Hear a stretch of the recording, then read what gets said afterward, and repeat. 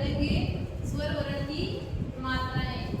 ये देखो एस स्वर वर्ण है, एस स्वर वर्ण की मात्रा नहीं होती है, व्यंजन वर्ण आधा ही होता है, वो स्वर से मिलकर पूरा होता है, स्वर के साथ ही हम उनका उच्चारण कर सकते हैं।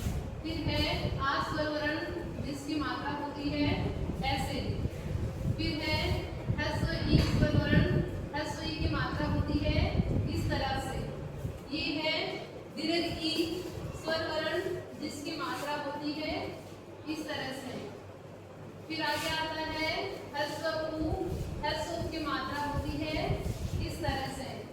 ये है दीर्घ ऊ स्वर वर्ण जिसकी मात्रा होती है इस तरह से।